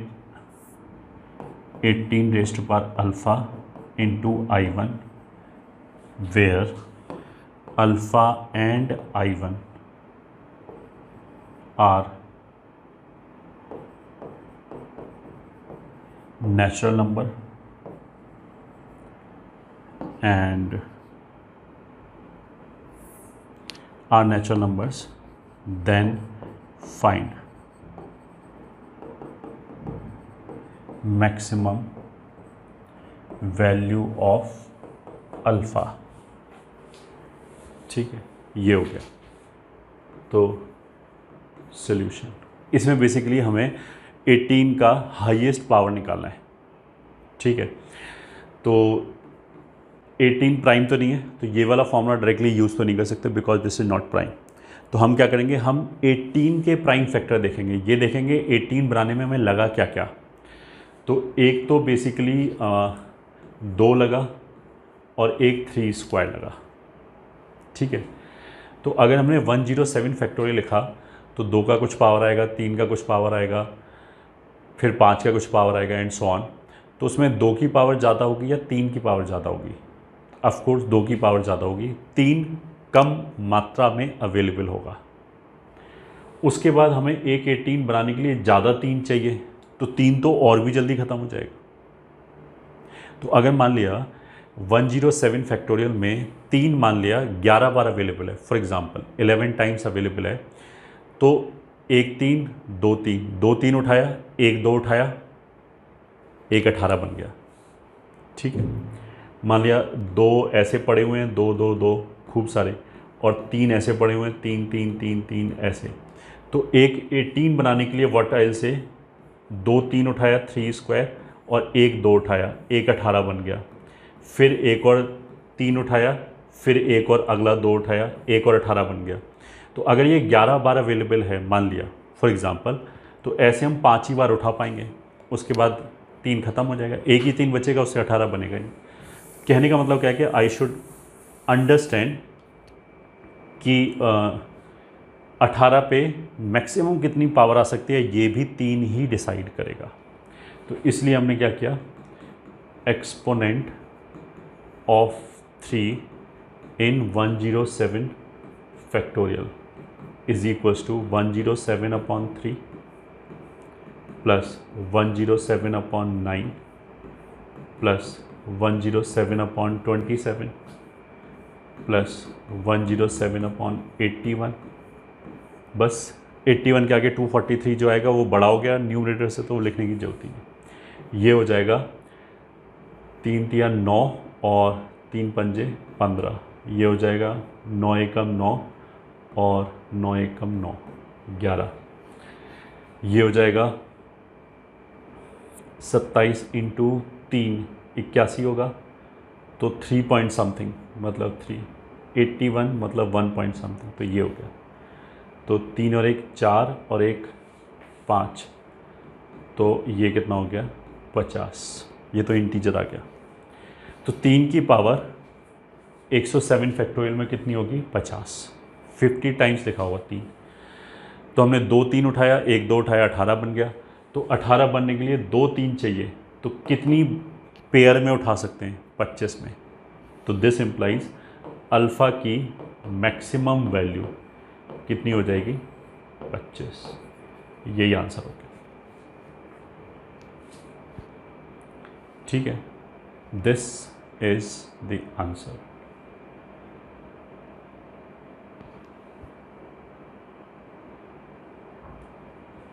I think this is sufficient. Now let's move on to binomial coefficient.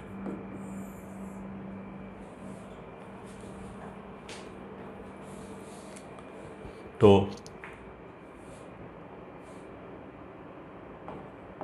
NCR is called binomial coefficient and is defined as, सबसे पहली बात तो NCR ऐसे भी लिखते हैं और कुछ जगह पे ऐसे भी लिखते हैं। ठीक है, ब्रैकेट के अंदर मतलब N और R लिख दिया तो वो भी NCR हो। इसको हम डिफाइन कैसे करते हैं, बिल्कुल बेसिक डेफिनेशन क्या है, this is number of veg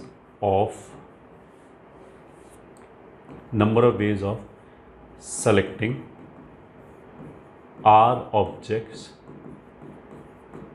from n different objects. Number of ways of selecting r objects from n different objects. n different objects में से r objects सेलेक्ट करने के जितने तरीके हैं, ठीक है, वो NCR हमें काउंट करके दे देगा। कैसे देगा, क्यों देगा, ये क्यों आ रहा है, वो तो हम बाद में PNC पढ़ने के बाद शायद समझ में आ जाए, तो वो तो अभी छोड़ दो। बस अभी तो तुम ये याद रखो, ये बेसिक तरीके, ये मतलब बेसिक डेफिनेशन है। जैसे फॉर एग्ज़ाम्पल मतलब ये काउंट कैसे करके दे रहा है वो मैं बताता हूँ। फॉर एग्ज़ाम्पल मान लिया हमारे पास 5 डिफरेंट ऑब्जेक्ट्स हैं, ठीक है, और उसमें से we need to select 2 objects,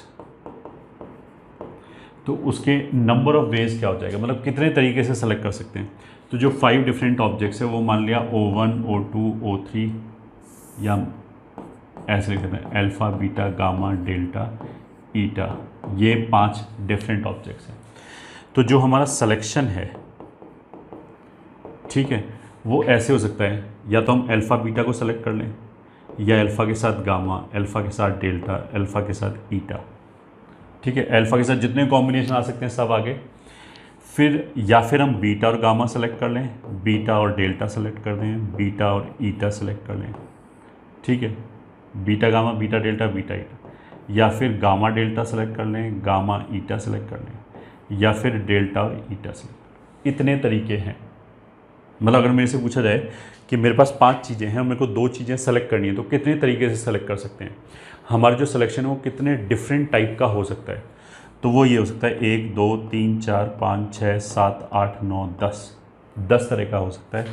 तो जो नंबर ऑफ वेज हैं, number of ways of selection equals to 5 different objects हैं और उसमें से हमें 2 सेलेक्ट करना है। तो ये जो 5 है ये तो हो गई n की वैल्यू और ये हो गई r की वैल्यू यहाँ पे, कि 5 में से अगर 2 सेलेक्ट करना है तो 5c2 आएगा। ये जो 5c2 है ये कैलकुलेट होके आगे 10 आएगा, क्योंकि 10 तरीके, ठीक है। 5c2 10 कैसे आएगा वो हम आगे पढ़ेंगे। This is equals to n factorial upon r factorial n minus r factorial, ऐसे डिफाइन करते हैं। तो 5c2 को 5c2 मतलब एक सिंबल हो गया, जैसे फैक्टोरियल एक सिंबल हो गया। 7 फैक्टोरियल का मतलब क्या है, 1 इंटू 2 इंटू 3 इंटू 4 5 6 7, इसको लिखने का एक शॉर्ट तरीका है, मैं 7 फैक्टोरियल लिख दिया। तो वैसे ही 5c2 लिखने का मतलब क्या है कि ऊपर वाले का फैक्टोरियल लिखो, नीचे 2 फैक्टोरियल लिखो, और फिर इन दोनों का जो डिफरेंस है 3 वो भी लिख दो। This is defined as 5c2। तो NCR का मतलब क्या है कि ऊपर n फैक्टोरियल, नीचे, अच्छा एक गलत लिख दिया, नीचे वाले का फैक्टोरियल r फैक्टोरियल, और फिर दोनों के डिफरेंस का फैक्टोरियल। हम ऐसे बोल सकते हैं जो नीचे वाला नंबर है वो नीचे आना चाहिए और इन दोनों का सम जो है वो ऊपर n आना चाहिए, ऐसे ही बोल सकते हैं। तो इस हिसाब से देखो 5 फैक्टोरियल हो जाएगा 1 2 3 4 5। मैं करके दिखा रहा हूँ कि 10 कैसे आ रहा है। 2 फैक्टोरियल हो जाएगा 1 2, 3 फैक्टोरियल हो जाएगा 1 2 3, ठीक है। तो 1 2 3 1 2 3 कैंसिल, 2 से ये 2 कैंसिल, तो 5 इंटू 2 कितना हो गया 10। तो हमारे लिए ये रेडीमेड फॉर्मूला हो गया कि हमें ऐसे केसेस गिनने ना पड़े, क्योंकि ये तो हमने छोटा एग्जांपल लिया है। अगर हम ये बोलें कि नंबर ऑफ ऑब्जेक्ट 12 है और हमें 5 ऑब्जेक्ट सेलेक्ट करना है, तो तुम ऐसे केसेस बना के देखना कि 5 के कितने केसेस बन जाएंगे, पागल हो जाएंगे। तो बहुत सारे केसेस आएंगे, फिर गलती से एक भी केस छूट गया तो आंसर गलत, सारी मेहनत पे पानी फिर जाएगा। तो उसी का हमने एक रेडीमेड फार्मूला बना लिया ये। अब ये फार्मूला कैसे आ गया वो समझने के लिए हमें PNC पढ़ना पड़ेगा, परमुटेशन एंड कॉम्बिनेशन। उसके बाद शायद समझ में आ जाए, ये भी ज़रूरी नहीं है, बिकॉज उसमें भी थोड़ा दिमाग खर्च होगा। बट अभी के लिए तो हम ऐसे मान सकते हैं कि NCR इज़ नथिंग बट, ऐसे भी डिनोट कर सकते हैं, number of ways of selecting R objects from this, ऐसे डिफाइन कर सकते हैं। दिस इज इक्वल्स टू, अब देखो n फैक्टोरियल को हमने ऐसे भी लिखा था कि n इंटू n फैक्टोरियल को हमने ऐसे लिखा था ना, n into n minus 1 factorial, या फिर n और n माइनस 1 बाहर निकाल दिया, उससे अगले वाला n माइनस 2 फैक्टोरियल, या फिर हमने n माइनस 1 n माइनस 2 बाहर निकाल दिया, उससे अगले वाला n माइनस 3। तो ऐसे निकाल सकते हैं। तो हमने क्या किया, n minus 2 n minus 1 n minus 2 n minus 3, ऐसे करते हुए n माइनस r प्लस 1, और इससे अगले वाले का फैक्टोरियल n माइनस r लिख दिया। क्यों लिख दिया हमने, ये जो नंबर है इसके फैक्टोरियल के टर्म्स में एक्सप्रेस कर रहे हैं। तो मान लीजिए अगर r का वैल्यू 7 है तो ये n माइनस 7 फैक्टोरियल हो गया। तो ऊपर हमने क्या किया, ऐसे निकालते निकालते n माइनस 7 फैक्टोरियल तक गए, वहाँ रुक गए, ठीक है। तो this is r factorial n minus r factorial. तो अब ये दोनों कैंसिल हो गए, तो थोड़ा सा कॉम्पैक्ट फॉर्म में क्या आ गया, this is also equals to n minus 1 into n minus 2 into n minus 3, ऐसे करते हुए कहाँ तक गए, n minus r plus 1 whole divided by नीचे a की r फैक्टोरियल। तो ऐसे भी लिख सकते हैं। तो जैसे अगर मेरे को 5c2 लिखना है तो हम इसको ऐसे भी बोल सकते थे इस शॉर्टकट से कि अगर नीचे 2 लिखा है तो ऊपर वाले टर्म को 2 टर्म तक लिखो घटा के, तो 5 इंटू 4 ये 2 टर्म हो गए घटा के, और नीचे वाले का फैक्टोरियल नीचे। तो ये 5 चौक 20/2 10 आ गया। थोड़ा सा फास्ट हो जाएगा, ठीक है। तो अगर NCR लिखा है तो नीचे तो R फैक्टोरियल लिख दिया, ऊपर हमने क्या किया n लिखा, n-1 n-2 ऐसे घटा के कितने टर्म्स लिखे टोटल R, बस उसके बाद रुक गए। जो दूसरे वाला टर्म है वो कैंसिल हो गया, ठीक है। Now this will be an integer. Integer क्यों होगा? क्योंकि नंबर ऑफ वेज बोला है। अगर मैं बोलूँ कि ये काम करने के 12.5 तरीके हैं तो इसका कोई सेंस थोड़ा बनता है। तो इसलिए जो भी नंबर ऑफ वेज है it has to be an integer. Number of ways integer होना चाहिए।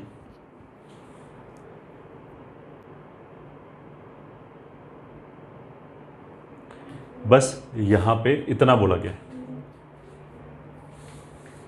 ठीक है। तो NCR के बारे में हमने क्या बोला? बेसिक डेफिनेशन तो ये number of ways of selecting R objects from n different objects, ठीक है। अब इसका हमें ज़्यादा यूज़ पड़ेगा नहीं इस चैप्टर में, परमुटेशन एंड कॉम्बिनेशन में वी विल यूज़ दिस, वो अलग बात है। बट अभी तो हमें किसका काम पड़ेगा कि NCR को कैसे लिखते हैं? ऐसे लिखते हैं n factorial upon R factorial n-R factorial. ये एक इंटीजर आएगा हमेशा, ऑफ कोर्स पॉजिटिव इंटीजर आएगा, और इसको लिखने का ये भी तरीका है, ठीक है। तो अब इसी की प्रैक्टिस कर लेते हैं। फॉर एग्जांपल फर्स्ट, अगर मैंने लिखा कि 10C3 कितना होगा, तो वो बाय डेफिनेशन तो ऊपर वाले का फैक्टोरियल ऊपर, नीचे वाले का फैक्टोरियल नीचे, फिर नीचे एक और फैक्टोरियल आएगा, इन दोनों का जो डिफरेंस होगा 7, ऐसे लिख सकते हैं, ठीक है। अब इसको 1 से 10 तक लिख लो, इसको 1 से 7 तक लिख लो, 1 से 3 तक लिख लो। या दूसरा तरीका हमने क्या बोला था कि जो नीचे है उसका फैक्टोरियल लिखा बस, और जो ऊपर वाला नंबर है उसको 3 तक घटा के लिखा, तो बस 10, 9, 8। बाकी जो 7 फैक्टोरियल आया वो कैंसिल हो गया। ये थोड़ा क्विक हो जाएगा, तो 10, 9, 8 अपॉन 3 फैक्टोरियल मतलब 6। तो 6 का मतलब क्या है? 3 और 2, तो 3 और 2 तो हो गया 4 दिए 12, 120 हो गया, ठीक है। ये हो गया दूसरा फैक्टोरियल।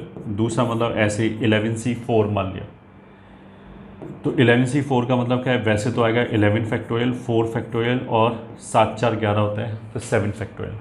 या फिर नीचे हमने केवल 4 फैक्टोरियल लिखा और ऊपर 4 टर्म मल्टीप्लाई करके लिख दिए ऐसे, ठीक है। सो 11, 10, 9, 8 अपॉन 4 फैक्टोरियल का मतलब क्या होगा? 1 2 3 4, या 24 भी लिख सकते हैं। चलो 1 2 3 4 ऐसे लिख लिया, तो देखो 4 दूनी 8, 3 से ये 3 हो गया, तो that is nothing but 11 into 3 33, तो 330 हो गया। अब तुम ऐसे देखो, अगर मान लिया लिखा है 17C15 या 17C40, तो this is equals to 17 factorial, नीचे वाले का फैक्टोरियल 40, इन दोनों का डिफरेंस 3 फैक्टोरियल, ठीक है।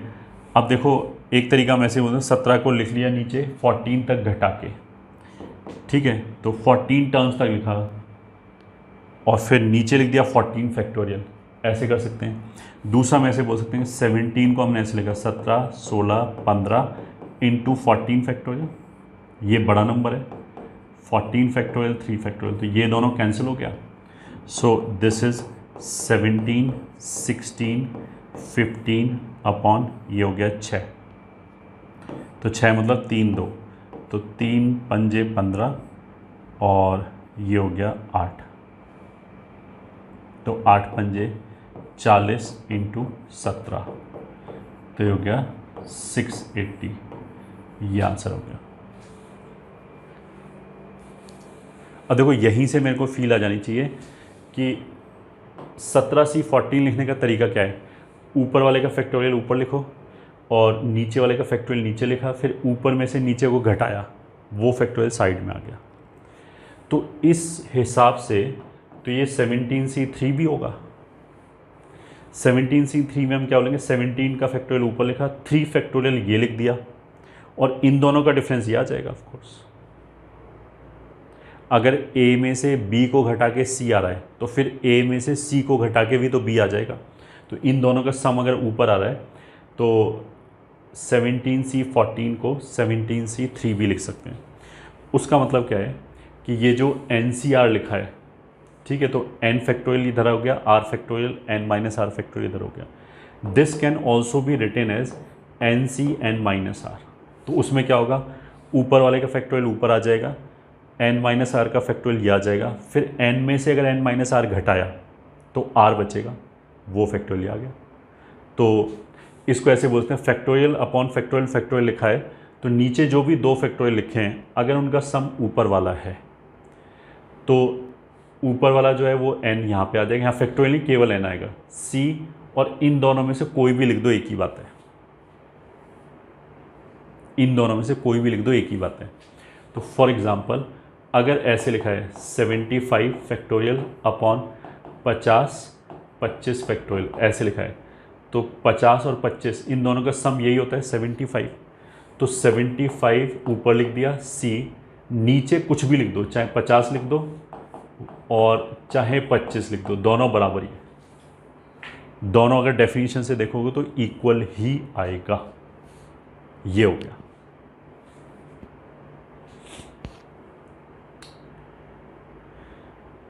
ठीक है, तो रिजल्ट 1 सबसे इंपॉर्टेंट कितना है, NCR बराबर NCn माइनस आर। ठीक है, मतलब NCR अगर लिखा है तो इसमें से घटा दिया, ऊपर वाले को चेंज नहीं कर सकते, वो तो n ही रहेगा, नीचे वाले को n माइनस आर भी लिख सकते हैं। पहला रिजल्ट तो ये हो गया। फिर result 2 for NCR to be defined. NCR को डिफाइन होने के लिए मतलब क्या क्या कंडीशन है। फर्स्ट, n जो है वो नेचुरल नंबर होना चाहिए, एंड सेकंड पार्ट r जो है, मतलब r ऐसे बनाओ एक ही बात है, दोनों सेम ही आ रहे हैं। r जो है वो होल नंबर होना चाहिए, मतलब 0 भी हो सकता है। एंड थर्ड चीज़ क्या है, n must be greater than equals to r।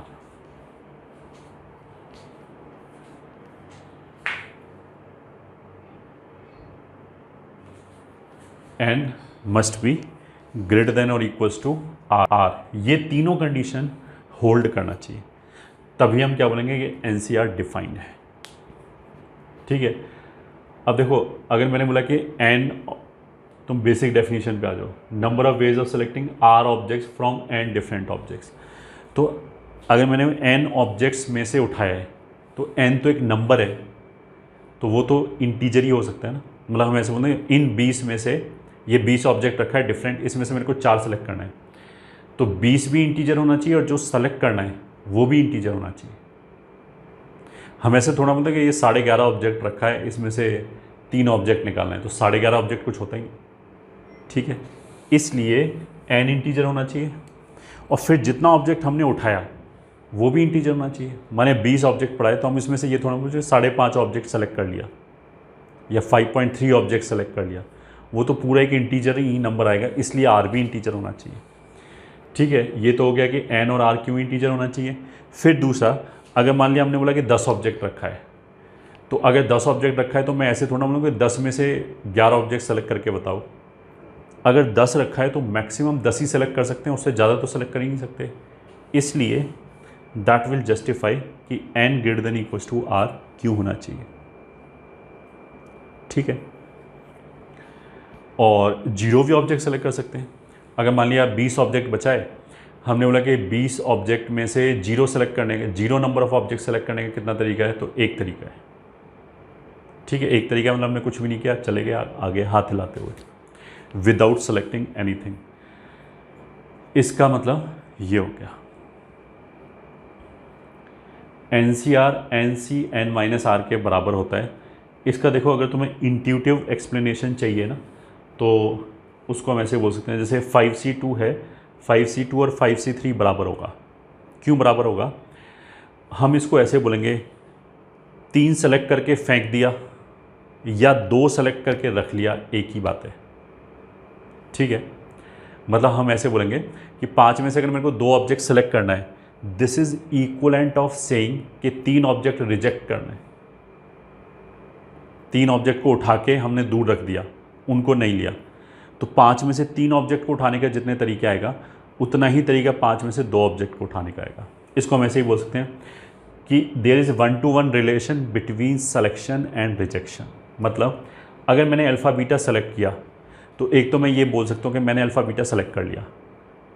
इसी बात को हम ऐसे ही बोल सकते हैं कि मैंने गामा डेल्टा और ईटा रिजेक्ट कर दिया, ये नहीं लिया, तो जो बच गया वो ले लिया।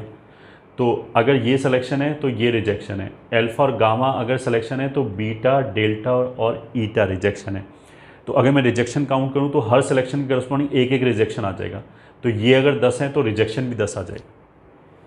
तो NCR में अगर हमने R को सेलेक्ट किया है तो हम ऐसे ही बोल सकते हैं N-R को हमने रिजेक्ट किया है। तो दोनों के नंबर्स बराबर होने चाहिए, because there is 1-to-1 relation between selection and rejection.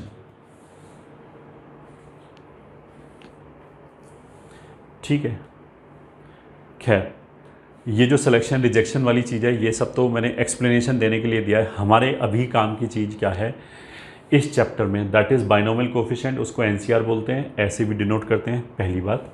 ठीक है, और किसी किसी बुक में यू विल सी के वो केवल ऐसे लिख देंगे CR और फिर वो बताएंगे कि अपर सबस्क्रिप्ट N है। ठीक है, मतलब ये N है अलग से लिख दिया और ये CR लिखा रहने दिया, ये भी चलता है। तो नंबर ऑफ वेज, ये तो हमारे काम की चीज़ अभी नहीं है। NCR को हम ऐसे डिनोट करते हैं N⁻⁴/R⁴ N-R⁴, एक तरीका तो ये हो गया। दूसरा अगर हम ऊपर नीचे N-R⁴ कैंसिल करते हैं तो ऐसे भी लिख सकते हैं। ठीक है, इसी का प्रैक्टिस हमने यहाँ कराया। अब हमने बोला कि फॉर्मूले हमारे काम के क्या क्या हैं। एक तो NCR बराबर NC_N-R, ये दोनों बराबर होते हैं। ठीक है, तो फॉर एग्ज़ाम्पल अगर मैंने बोला कि 10C3 बराबर 10C7, सही है, 10 में से 3 गया 7, फर्स्ट। दूसरा अगर हमने बोला कि 35C11 बराबर 35, ये ऊपर वाला चेंज नहीं होगा, C 35 में से 11 गया तो कितना हो जाएगा 24, ये दोनों बराबर ही आएगा। ठीक है, तो थर्ड जैसे 37C 33 will be equals to 37C4। तो अगर मान लिया मेरे से बोला जाए कि 37C 33 की वैल्यू बताओ, तो व्हाट आई विल डू, पहले हम इस नंबर को छोटा कर लेंगे इसी के आसपास, मतलब 37 NCR बराबर NC_N-R लगा के पहले इसको ऐसे लिख लिया और फिर इसको हम ऐसे लिख सकते हैं, ऊपर 4 लिखा घटा के। ठीक है, नीचे 4 का फैक्टोरियल। इसको कैलकुलेट करना इजी है। इसी फॉर्मेट में करेंगे तो ऊपर 37, 36, 35 ऐसे लिखा, 33 टर्म्स लिखे और फिर नीचे वाला टर्म भी बहुत बड़ा हो गया 33 फैक्टोरियल। तो कैलकुलेट ऐसे ना करके ऐसे करेंगे ताकि ये नंबर थोड़ा छोटे वाली साइड पे आ जाए। ये हो गया। ठीक है, रिज़ल्ट 1, रिज़ल्ट 2, रिज़ल्ट 3, NC0 बराबर NCN बराबर 1 होता है। ठीक है, NC0 फैक्टोरियल के हिसाब से भी डिफाइन कर सकते हैं। ऊपर वाले का फैक्टोरियल आ जाएगा N फैक्टोरियल, नीचे 0 फैक्टोरियल, और ये हो जाएगा N और 0 का डिफरेंस N फैक्टोरियल। तो ये कैंसिल हो गया, 0 फैक्टोरियल 1 होता है इसलिए 1 आ गया। और ये दोनों बराबर क्यों है, NCR बराबर NC_N-R, वो वाला रिजल्ट यूज़ करके। अगर हमने NC1 लिखा या NC_N-1 लिखा, इसका वैल्यू N ही आता है। मतलब शुरू की 2-3 वैल्यू यूज़ कर लें, ये खूब फ्रीक्वेंटली यूज़ होगा। तो अगर मैंने लिखा 17C1 तो आंसर 17 आएगा, या मैंने बोला 17C16 तो भी आंसर 17 आएगा। इसका मतलब ये है। फिर NC2 या NC_N-2, N-1, मतलब NC2 के हिसाब से अगर डिफाइन करेंगे तो ऊपर 2 टर्म लेके घटा के वो ये आ गए, नीचे 2 का फैक्टोरियल। अब 2 का फैक्टोरियल 2 ही होता है, तो इसको हम ऐसे भी लिख सकते हैं। ठीक है, फर्स्ट, सेकंड, थर्ड, ये फ्रीक्वेंटली अकरेंगे इसलिए ऐसे लिख दिया। तो अगर 40C2 लिखना होगा तो 40 39/2, तो ये 20 हो जाएगा, ये हो जाएगा 780। ठीक है, बस ये लिखा है।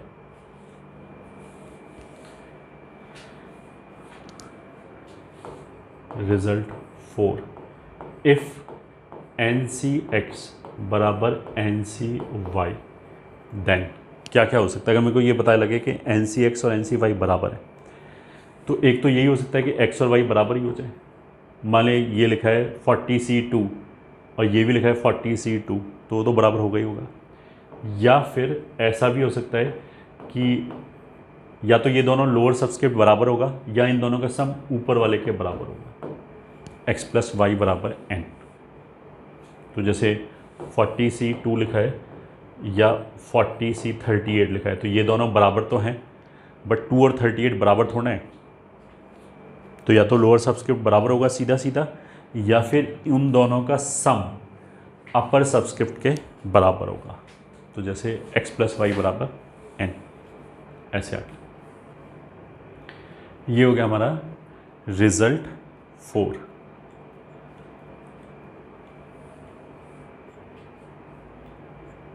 ठीक है, बाइनोमियल कोफिशिएंट के लिए। उसके बाद रिजल्ट 5।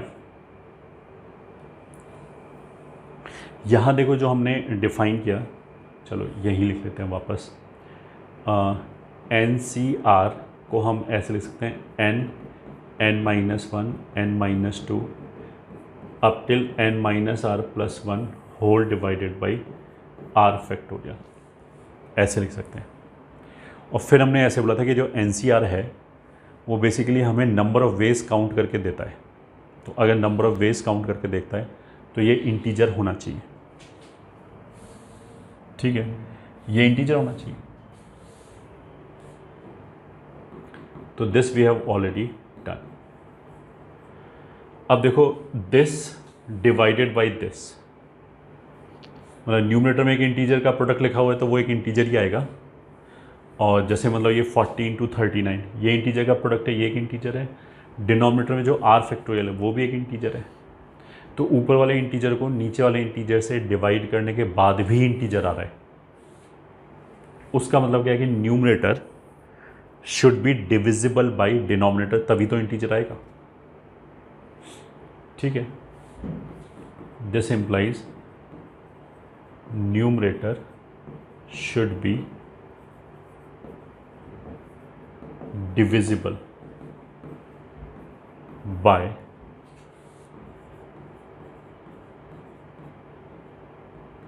denominator।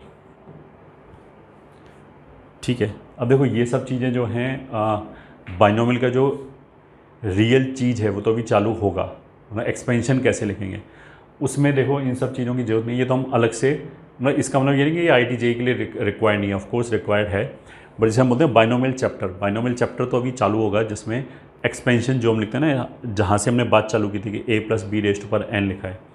अब बेसिकली क्या है, a plus b raise to power n में जनरल फार्मूला बनाने के लिए हमें बाइनोमियल कोफिशिएंट चाहिए होगा, NC0 NC1 ये सब इन्वॉल्व होगा उसमें, तो इसलिए हम वो पहले पढ़ा रहे हैं। ठीक है, बाइनोमियल वाला जो ऐसा चैप्टर है वो तो अभी चालू होगा। तो न्यूमरेटर शुड बी, अब ये जो कॉन्सेप्ट है ये बेसिकली 10th के कॉन्सेप्ट है नंबर थ्योरी के। तो अगर वो थोड़ा बहुत पढ़ रखा है then you will be comfortable, otherwise थोड़ा सा दिमाग पे जोर डालना पड़ेगा।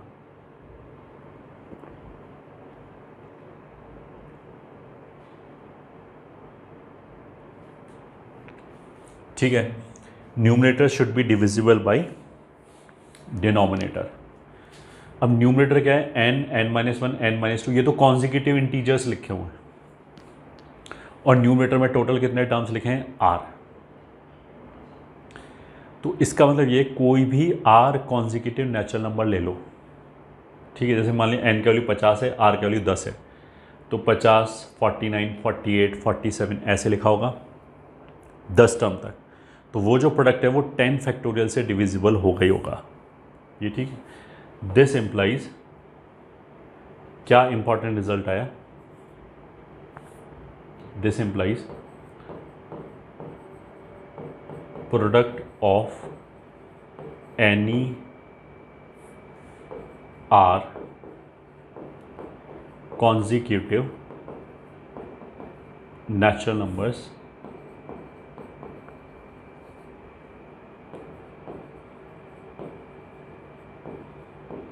will be divisible by r factorial. ये ठीक है, ये एक इम्पॉर्टेंट रिजल्ट है। तो जैसे मान लिया हमने कोई भी नंबर लिखा, मान लिया मैंने ऐसे लिख लिया 71, 70, 69, 68, 67, तो ये कितने नंबर हो गए, 1 2 3 4 5। तो ये जो नंबर आएगा, ये जो 5 कॉन्जिक्यूटिव नेचुरल नंबर हो गए, ये 5 फैक्टोरियल से तो डिविजिबल हो गई होगा। 5 फैक्टोरियल का मतलब क्या है, 120 से डिविजिबल होगा।